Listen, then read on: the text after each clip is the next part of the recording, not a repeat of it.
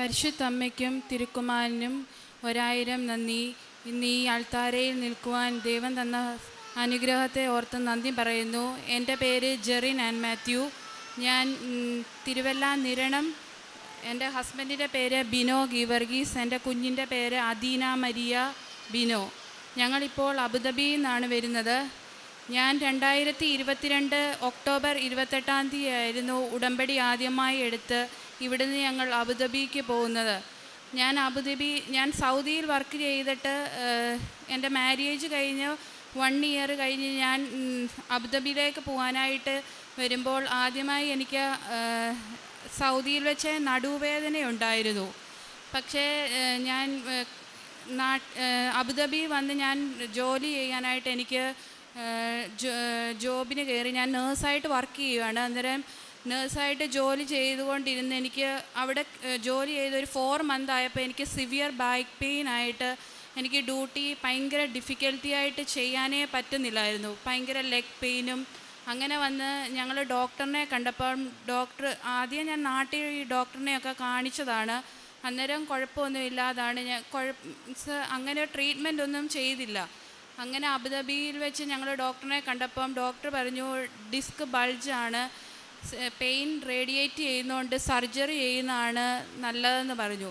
അങ്ങനെ ഞങ്ങൾ സർജറി ചെയ്യാനായിട്ട് അന്ന് ഞാൻ 6 മന്ത് പോലും ആ ഹോസ്പിറ്റലിൽ ഞാൻ പ്രൊവിഷണറി പീരീഡ് ആയിരുന്നു. എനിക്കൊരിക്കലും ലീവ് കിട്ടത്തില്ല, സിക്ക് ലീവ് കിട്ടത്തില്ല, അങ്ങനെയൊക്കെയുള്ള കുറേ കാര്യങ്ങൾ വന്നു. പക്ഷേ മാതാവിനെ ഞാൻ കൂട്ടുപിടിച്ചുകൊണ്ടാണ് ഇവിടുന്നേ പോയത് കൊണ്ട് മാതാവിൻ്റെ കാശുരൂപം എൻ്റെ കയ്യിൽ എപ്പോഴും ഉണ്ടായിരുന്നു. അവിടെ വെച്ച് എൻ്റെ മാനേജറും അവിടുത്തെ എൻ്റെ ചാർജ് നേഴ്സൊക്കെ ആണെങ്കിലും അത് നിനക്ക് ജോലിയിൽ ഡിഫിക്കൽട്ടി ആയിരിക്കും, നിന്നെ ടെർമിനേറ്റ് ചെയ്യുമെന്നൊക്കെ പറഞ്ഞു. പക്ഷേ അവിടെയെല്ലാം ദൈവത്തിൻ്റെ ഭയങ്കര കരുതൽ എനിക്കുണ്ടായിരുന്നത് കൊണ്ട് എനിക്കൊരു കുഴപ്പവും കൂടാതെ ഞാൻ അവിടുത്തെ നേഴ്സിംഗ് എൻ്റെ ഡയറക്ടറിനെ കാണാൻ എനിക്ക് ഇടയാവുകയും ഡയറക്ടർ എനിക്ക് എല്ലാ സപ്പോർട്ടും ചെയ്ത് എനിക്ക് ലീവ് 1 മന്തിലേക്ക് എനിക്ക് ലീവും തന്നു. അങ്ങനെ എനിക്ക് അവിടെ വെച്ച് സർജറി ചെയ്യാൻ സാധിച്ചു.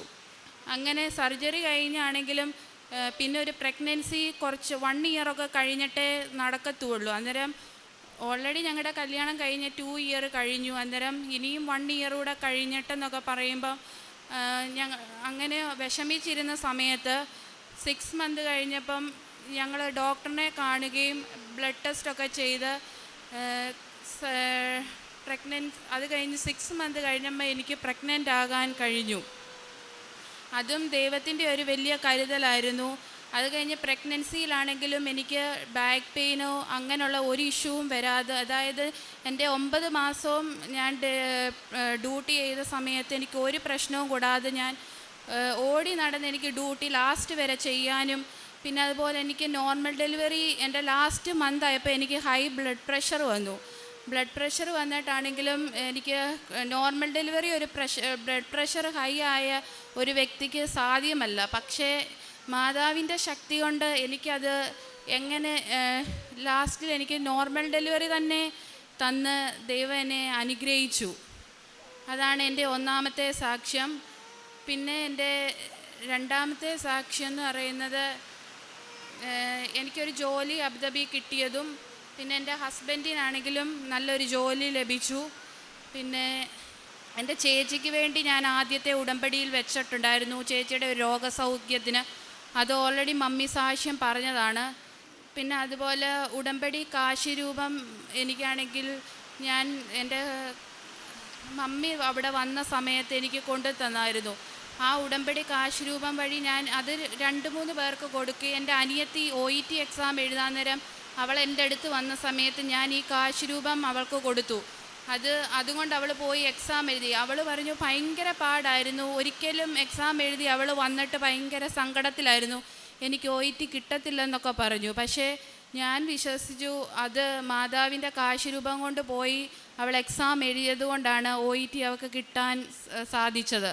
പിന്നെ അതുപോലെ എൻ്റെ ഒരു ഫ്രണ്ടിനാണെങ്കിലും ഞാൻ എപ്പോഴും ഞങ്ങൾ ഇവിടുന്ന് ഉടമ്പടി എടുത്ത് പോയെങ്കിലും എൻ്റെ ഹസ്ബൻഡിനാണെങ്കിലും അത്ര വിശ്വാസമില്ല. ആൾ നല്ല പ്രാർത്ഥനയാണ്, പക്ഷേ കുടുംബാസനത്തിൽ അങ്ങനെ വിശ്വാസമോ ഉള്ള ഒരാളല്ലായിരുന്നു. പക്ഷേ എങ്ങനെ ഓട്ടോമാറ്റിക്കലി എൻ്റെ പ്രെയറും കൊണ്ടൊക്കെയാണ് ആൾക്ക് ഭയങ്കര വിശ്വാസമായി. മാതാവിനെ ഇങ്ങോട്ട് എപ്പോഴും എന്നോട് പറയും ഓൺലൈൻ ഉടമ്പടി എടുക്കാനും ലൈറ്റർ ക്യാൻഡിൽ എന്തൊരു കാര്യം വന്നാലും ഞങ്ങൾ ലൈറ്റർ ക്യാൻഡിൽ റിക്വസ്റ്റ് ഇടുവാനും പിന്നെ ഓൺലൈനിൽ എപ്പോഴും ഇങ്ങനെ ഉടമ്പടി പുതുക്കിക്കൊണ്ടിരിക്കുവാനും ഞങ്ങൾക്ക് സാധിച്ചു.